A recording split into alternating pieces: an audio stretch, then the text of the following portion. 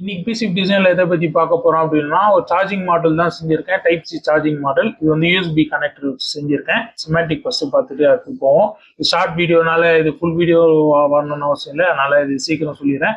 நம்ம மெயினா வந்து இந்த கரண்ட்டும் அப்புறம் நம்மளுக்கு வோல்டேஜும் கான்ஸ்டன்டா கொடுக்கறது வந்து லித்தியம் பேட்டரிக்கு வந்து கான்ஸ்டன்டா நம்மளுக்கு வோல்டேஜ் இதுவும் கொடுக்கறதுக்கு டிபி 4056 இந்த ஐசி தான் நம்மளுக்கு யூஸ்ஃபுல்லா இருக்கு. அதுக்கடுத்து இண்டிகேஷனுக்கு 2 எல்இடி போட்டிருக்கேன். ஃபுல் சார்ஜுக்கு ஒன்று, சார்ஜ் ஆகிறதுக்கு ஒன்றுன்னு போட்டிருக்கேன். அதுக்கடுத்து பார்த்தோம் அப்படின்னா டைப் சி கேபிள்ல இப்போ வந்து நம்மளுக்கு சிசி 1 சிசி 2 நம்மளுக்கு வந்து இருக்கு. இதுல வந்து நம்ம 5.1K ரெசிஸ்டர் வந்து யூஸ் பண்ணியிருக்கோம். எதுக்காக அதை யூஸ் பண்றோம் அப்படின்னா நம்மளோட கம்ப்யூட்டருக்கோ இல்லை நம்ம லேப்டாப்க்கோ அதை கனெக்ட் பண்றோம், இந்த சார்ஜிங் மாடலில் கனெக்ட் பண்றோம் போது அது சிக்னல் வந்து நம்மளோட ஹோஸ்ட்டுக்கு வந்து கொடுக்கும். அதுக்காக நீங்க வந்து இந்த இதுல வந்து ரெசிஸ்டர் வந்து நீங்க கண்டிப்பா சேர்த்துருக்கணும். நீங்க இல்ல ரெசிஸ்டர் இல்லாம நான் வெறும் சார்ஜிங் மாடல்ல தான் யூஸ் பண்ண போறேன் அப்படின்னா நீங்க யூஸ் பண்ற சார்ஜர் கேபிள் யூஸ் பண்ணிக்கலாம்.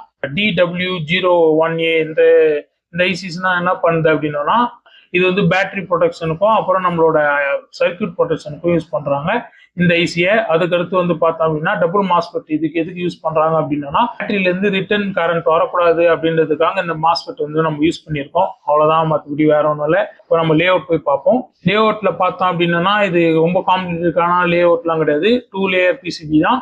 இதுல வந்து நம்மளோட ட்ரேஸும் நம்மளோட காம்பனண்டோட பிளேஸ் மட்டும் ரொம்ப ஷார்ட்டா இருந்தாலே போதும், அந்த ப்ராப்ளம் வராது. ஃபர்ஸ்ட் லேயர்ல வந்து நீங்க ட்ராக்கிங் எல்லாம் பண்ணிடுங்க. கீழே வந்து ஜிஎன்டி நம்ம யூஸ் பண்ணிக்கலாம். அப்படின்னும் போது நம்மளுக்கு நாய்ஸ் எதுவும் இருக்காது, ஈட்டிங் இஷ்யூ இதெல்லாம் வராது. அதனால அதுக்கடுத்து நம்ம இதுல வந்து C1 கெப்பாசிட்டர் வந்து நம்ம வந்து கரெக்டா ப்ராப்பரா வந்து பிளேஸ் பண்ணிக்கோங்க.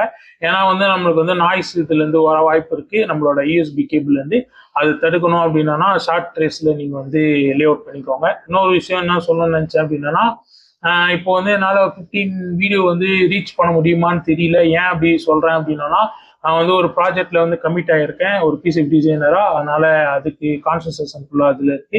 நான் இந்த வீடியோ பார்த்து ரொம்ப தேங்க்ஸ். பிசிபி டிசைனை பத்தி நீங்க தெரியணும் அப்படின்னா இந்த சேனலை கண்டிப்பா சப்ஸ்கிரைப் பண்ணி பாருங்க, உங்களுக்கு யூஸ்ஃபுல்லா இருக்கும்.